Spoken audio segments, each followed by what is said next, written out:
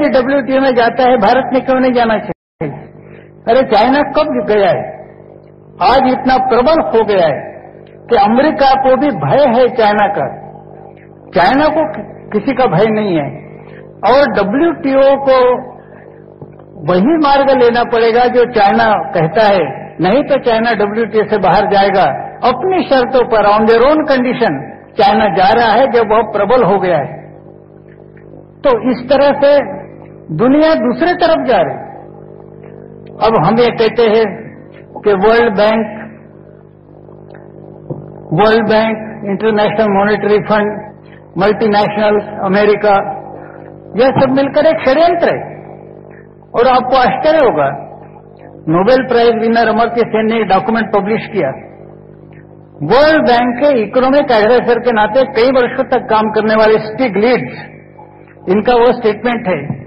उसमें उन्होंने कहा कि मैंने वर्ल्ड बैंक ज्वाइन की इसलिए यह समझकर के विश्व कल्याण के लिए, लेकिन प्रत्यक्ष में अनुभव यह आया कि विश्व कल्याण के लिए नहीं, यह केवल डेवलप कंट्रीज के कल्याण के लिए है और बाकी जो विकसनशील देश है उनका शोषण करना और उनको परतंत्र करना है उनका उद्देश्य है। और प्रोसेस क्या है यह भी उन्होंने दी हुई है। वो आप अमर्त्य सेन का स्टेटमेंट पढ़ेंगे, वो सर्कुलेट हुआ है, किस प्रोसेस से वो इस तरह का शोषण कर रहे। स्टिग्लिट्ज जो अंदर की बात जानते हैं उनका यह स्टेटमेंट है। हम बोलते समय अमेरिका शब्द का प्रयोग करते हैं, इसके कारण एक गलतफहमी होने की संभावना है कि हम सब अमेरिकन लोगों के खिलाफ है। ऐसा नहीं। आपको आश्चर्य होगा, अमेरिकन लोगों को पता ही नहीं था कि ये क्या कर रहे हैं। ऊपर के जो निहित स्वार्थ है, American capitalist, European capitalist, Canadian capitalist, इनका जो ऊपर का स्तर है वो सारा यह गड़बड़ करते थे और इसके कारण वो हमारा शोषण करना तो छोड़िए, अपने देश के लोगों की भी वो फिक्र नहीं करते। हमारी क्या करेंगे? उदाहरण के लिए केवल बताता हूं कि उनके जब ध्यान में आया कि कोई भी उद्योग यदि बीमार हो जाता है और वह उद्योग फिर से अमेरिका में ही खड़ा करना है तो बाहर से कच्चा माल लाने में ट्रांसपोर्ट का खर्चा होगा, लेबर कॉस्ट बाहर से ज्यादा होगी। इससे किसी विकसनशील देश में यदि वह उद्योग शुरू किया, कच्चा माल लाने के लिए खर्चा नहीं होगा और चीप लेबर, सस्ता मजदूर मिलेगा तो अपना मुनाफा होगा। यह सोचकर उन्होंने अमेरिका के उद्योग विकसनशील देशों में ले जाने का तय किया। अपने मजदूरों का क्या होगा? अमेरिकन मजदूर भूखा मरेगा, यह भी उन्होंने फिक्र नहीं की। इसलिए अमेरिकन फेडरेशन ऑफ लेबर ने इनका विरोध किया है। तो ये सब अमेरिकन लोग नहीं, वेस्टेड इंटरेस्ट इन अमेरिका, इनका यह षड्यंत्र है। अमेरिका के कंज्यूमर्स ने, जो कंज्यूमर्स मूवमेंट है उसके नेता मिस्टर नाडेर, इन्होंने इसका विरोध किया है और एक मंच निर्माण हुआ है, दी अदर इकोनॉमिक समिट, जिस मंच में अपने भारत के एक सर्वोदयी कार्यकर्ता रमेश दीवान यह भी है। इसमें विकसित देशों के, विकसनशील देशों के प्रतिनिधि है और जो G7 या अभी G8 इनकी कॉन्फ्रेंस में प्रस्ताव होते हैं, उसी जगह उसी गांव में दूसरे दिन इनकी कॉन्फ्रेंस होती है और उसका विरोध करने वाले रिजोल्यूशंस ये पास करते हैं। तो इस तरह से जब लोगों को पता चलने लगा, फ्रांस के किसानों ने इसका विरोध किया है, जर्मनी के मजदूरों ने इसका विरोध किया है, ब्लेयर जब इनके लाइन में आए तो ब्रिटिश मजदूरों ने इतना विरोध किया कि ब्रिटिश ट्रेड यूनियन कांग्रेस, पहले ब्रिटिश लेबर पार्टी को पैसा देती थी, वो पैसा देना बंद किया और ब्रिटिश लेबर पार्टी के कैंडिडेट जहां खड़े होते थे वहां पैसा देते थे, उन्होंने आगे ये इनके लिए पैसा नहीं देना। माने चारों ओर से इनका विरोध हो रहा है। तो हमारी सरकार की कुछ विशेष सोचने की पद्धति दिखती है। WTO ने जहां हमें सहूलियत दी कि ये आपके राष्ट्र विरोधी कानून दिखता होगा, अभी नहीं, 2004 में कानून में अमेंडमेंट कीजिए, 2006 में कानून में अमेंडमेंट कीजिए, वो भी न लेते हुए उन्होंने तुरंत अमेंडमेंट करने की जल्दबाजी की। क्यों किया होगा यह देखने की बात है, यह सोचने की बात है। हम लोगों को समझता है, क्या मंत्रियों को समझता नहीं? तो ये समझना चाहिए कि अमेरिका की खरीदने की ताकत बहुत ज्यादा है, उसका विचार करके इस प्रश्न का विचार करना चाहिए। अब तो ये हुआ है कि केवल अपने राष्ट्रीय स्वार्थ का विचार अमेरिका करती है, इसके कारण अमेरिका और यूरोप में भी अब झगड़ा खड़ा हुआ है सब्सिडी के प्रश्न पर। पूरा प्रश्न बताने की आवश्यकता नहीं, किंतु यूरोप और अमेरिका में भी झगड़ा खड़ा हुआ है। तो इस तरह से जहां बाकी लोग अपने अपने राष्ट्रीय हितों के दृष्टि से काम करते हैं, हमारी सरकार नहीं कर रही। हालांकि मैंने कहा कि महाराज का हमने अभिनंदन किया, किंतु ये कंटिन्यू होने वाला नहीं है, परसिस्ट होने वाला नहीं है। सारे जो आ रहे, खासकर मॉन्टेग सिंह अहलूवालिया के टास्क फोर्स के रिकमेंडेशंस, ये सारे देश को विदेश के लिए खुला करने वाले। सरकार की नीति क्या होगी देखना पड़ेगा। बजट आ रहा है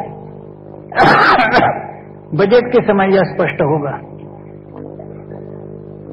बजट अर्थ मंत्री लाएंगे और ऐसा दिखता है कि हिंदुस्तान में अर्थ मंत्रियों के लिए एक व्यावसायिक बीमारी है, ऑक्यूपेशनल डिसीज। हमारे औद्योगिक क्षेत्र में कहते हैं कि हर एक ऑक्यूपेशन में कुछ न कुछ तो भी उसका डिसीज रहता है। किसी ऑक्यूपेशन के कारण लंग एफेक्ट होते हैं, किसी के कारण हार्ट एफेक्ट होता है, किसी के कारण स्किन डिसीज होता है, किसी के कारण आंखें खराब होती है। वैसे अर्थ मंत्री पद का ऑक्यूपेशनल डिसीज हिंदुस्तान में है एमनेशिया। एमनेशिया का मतलब होता है संपूर्ण विस्मरण। साउथ कमीशन के वैचारिक मार्गदर्शक के नाते, जनरल सेक्रेटरी के नाते, एक समय मनमोहन सिंह ने रिपोर्ट पेश की थी, उसका नाम है चैलेंज टू द साउथ। उसने स्पष्ट रूप से वही कहा था जो स्वदेशी जागरण मंच कह रहा है, और फिर कहा कि इस साम्राज्यवाद का विरोध करना चाहिए, इसके लिए साउथ साउथ कोऑपरेशन करना चाहिए वगैरह रिपोर्ट की। लेकिन जैसे अर्थमंत्री बन गए, ये ऑक्यूपेशनल डिसीज एमनेशिया का पूर्ण विस्मरण का हो गया, और जो जो लिखा था उसके ठीक विरोध में उन्होंने एक एक नीति अपनाना शुरू किया। आज के अर्थमंत्री यशवंत सिन्हा जी स्वदेशी जागरण मंच के चिंतन बैठक में जो नागपुर में हुई थी रेशीम बाग में उपस्थित थे। समारोह के पहले शेट्टीगार का भाषण हुआ। उन्होंने कहा कि WTO में जाने के कारण हिंदुस्तान का ये नुकसान होने वाला है। और उसके बाद आखिरी भाषण यशवंत सिन्हा जी का हुआ। उन्होंने कहा कि हमने डरने की क्या बात है, हमारे पास इतनी जनसंख्या है, इतने हमारे साधन स्रोत है, कोई डरने की बात नहीं। WTO में जाने के कारण नुकसान होता है तो वी मस्ट फिट WTO इति यशवंत सिन्हा। लेकिन जैसे अर्थमंत्री पद की शपथ ग्रहण की, एमनेशिया सब भूल गए और एक के बाद एक गलत काम करना उन्होंने शुरू किया। इस बजट के समय वो क्या करेंगे क्या नहीं, यह देखने की बात है। लेकिन एक मैं कहूंगा कि उसके पहले ही देशभक्त इस नाते सभी लोगों ने जन जागरण करते हुए, लोकमत जागृत करते हुए इस तरह का वायुमंडल बनाना चाहिए जिसके कारण कोई भी गलत कदम उठाने का साहस यशवंत सिन्हा जी को न हो।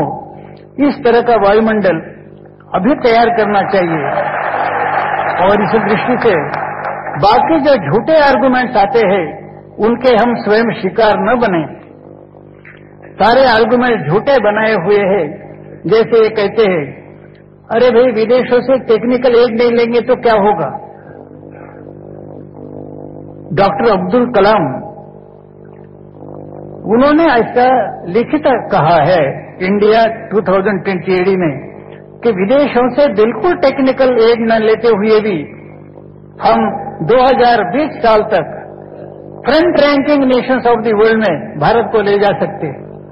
जो साइंटिस्ट वो कहते हम कर सकते हैं और राजनेता कह रहे नहीं कर सकते, क्योंकि साइंटिस्ट को अभी तक किसी ने पैसा दिया नहीं, यह बात स्पष्ट है। तो हमने समझना चाहिए कि इसके पीछे क्या है और क्या बजट में आता है। उसके पहले हमने प्रचंड जन जागरण करते हुए सरकार पर दबाव लाना चाहिए और ऐसी परिस्थिति निर्माण करना चाहिए कि सरकार को भी याद हो जाए कि चुनाव आएंगे कभी न कभी,